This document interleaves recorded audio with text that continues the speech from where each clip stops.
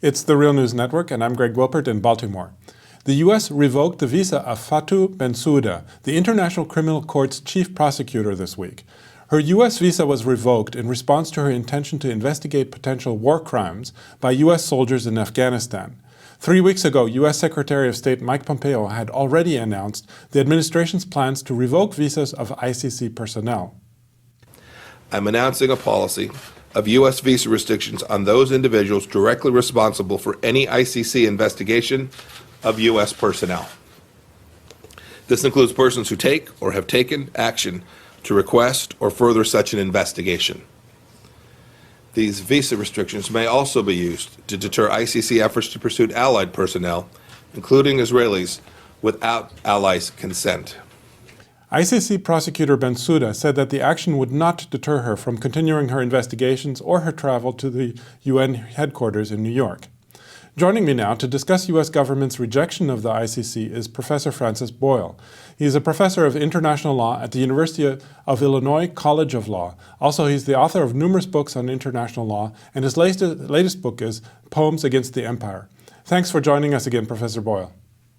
Well, Greg, thank you very much for having me on again on Real News, my best to your viewing audience. I did want to correct one thing, Greg. I know these are technical legal matters, but the ICC investigation, despite what Pompeo said, is not really against U.S. soldiers in Afghanistan.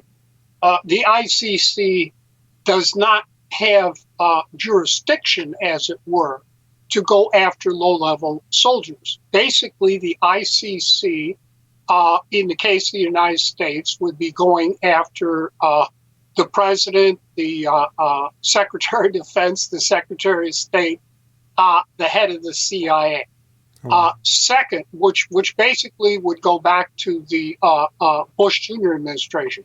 Secondly, the ICC is also investigating the Bush Jr. administration's policy and practice of extraordinary rendition, which is basically a euphemism for the enforced disappearance of human beings and their consequent torture. So this is the real reason Pompeo is revoking her U.S. visa. It is not he's out there trying to protect low-level soldiers. He's out there trying to protect the ringleaders, certainly, in the Bush Jr. administration. And remember, Pompeo used to be head of the CIA himself. So I think it's somewhat misleading, indeed grossly misleading, for Pompeo to be taking the position he is.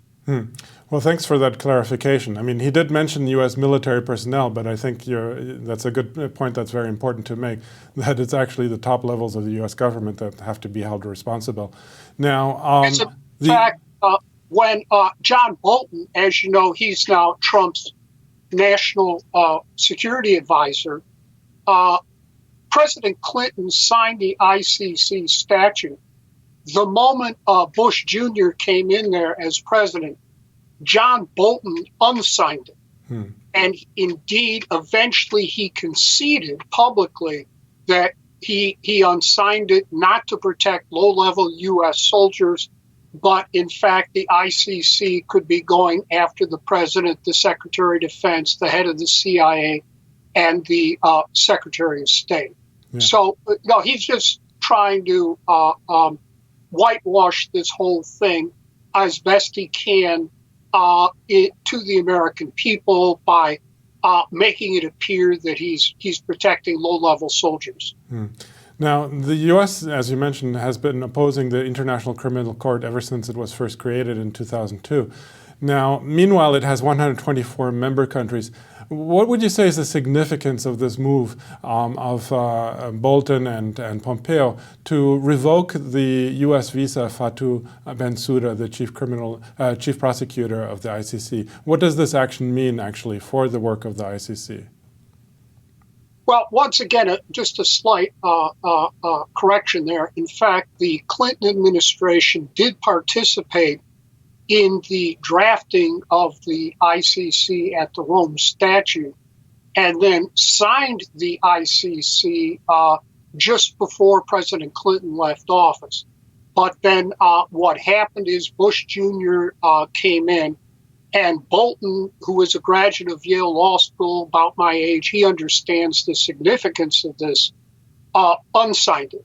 So what Pompeo is trying to do here is intimidate the ICC, to bully them and intimidate them into cease and desist from continuing investigation of basically Bush Jr.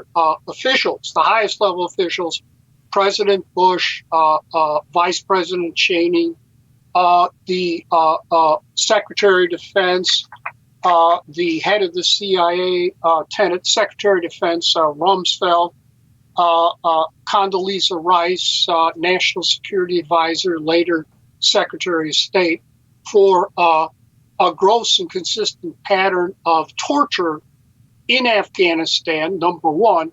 And that has already been documented by the late Professor Sharif Bassiouni at DePaul Law School, who undertook an investigation on behalf of the United Nations and filed his results with the United Nations Security Council. And then second, this policy of extraordinary rendition that these Bush officials orchestrated all over Europe, the Middle East, and the United States. And we do have that executive committee, executive summary by the Senate Intelligence Committee. It's about 600 pages long. I have read it. It's based upon a 4,000-page report that still has not been released. Okay, well, this concludes our first segment. Please join us for our second segment, where we will delve deeper into a discussion of the ICC and its relationship to the U.S. government. Thanks for joining us at the Real News Network.